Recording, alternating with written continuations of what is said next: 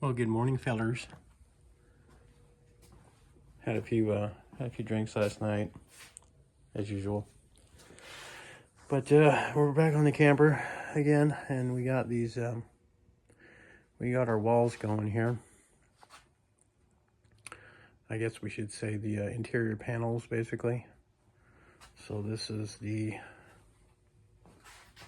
inside part of our walls, and I wasn't going to do this originally, but now I'm thinking this is the way I'm going to do it, obviously, because it's here.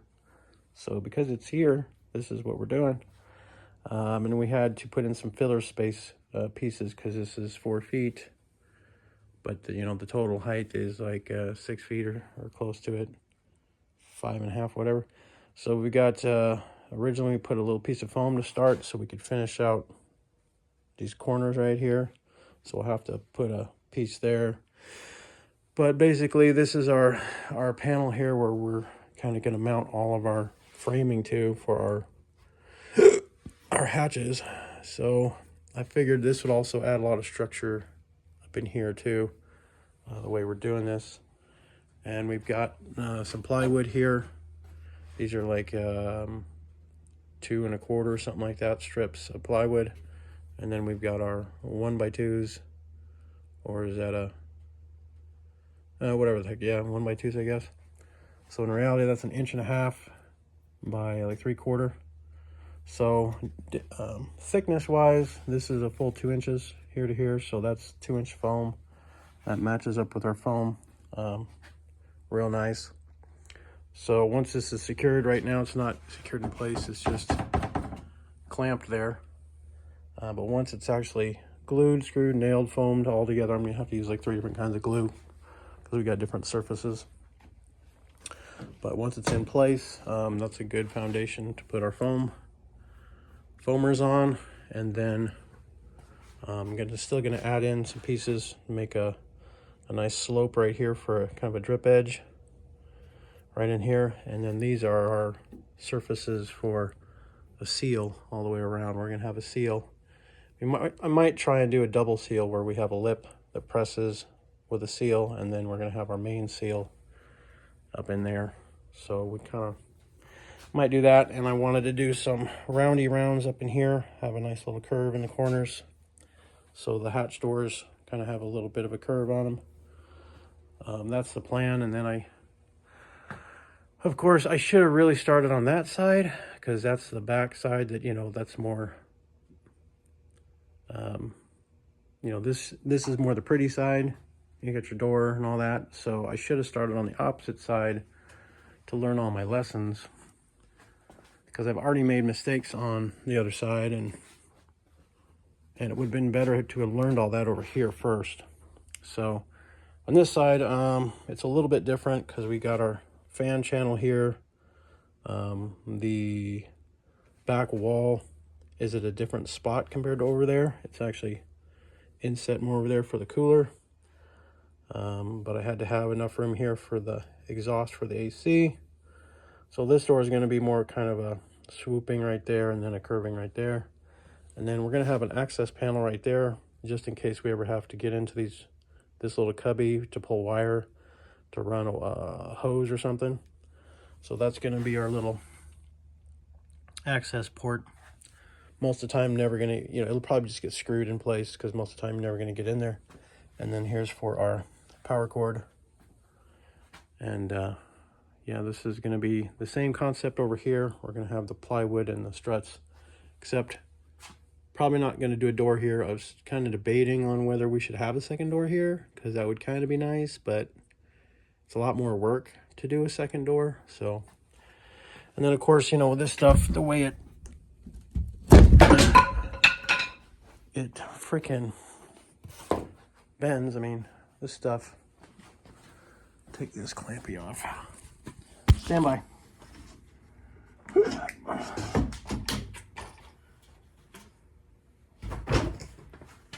All right, so get a shot of this here. I'll take off these clampy doos so y'all have an idea here. So this is how much This stuff flexes and bends. You know, you buy it from the freaking store and it's perfectly flat, and it sits on the camper on the bed here for a couple days, and it starts to curve a little bit, and then before you know it, I mean, look at that. It's freaking a taco.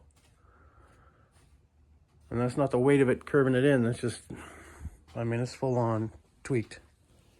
And you can see it bent down here. So that's why I hate working with wood. It's just never straight. That's why I like steel. You know, as long as they manufacture it right and they ship it right, and the handler who cuts it and all that stuff, as long as they don't smash it and bend it, it's just perfectly straight.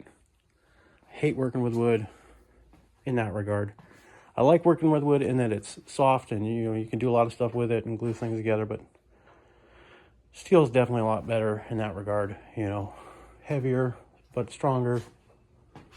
And this too, I had to straighten this out with some curve cuts on our door jamb, and then this obviously was perfectly straight, and now it's cupped a little bit too. It's curving in that way a little bit. So anyways, yeah, here's our door, and we're gonna do like a 5-inch radius cut right here. And I've decided it would be better to have this as a part of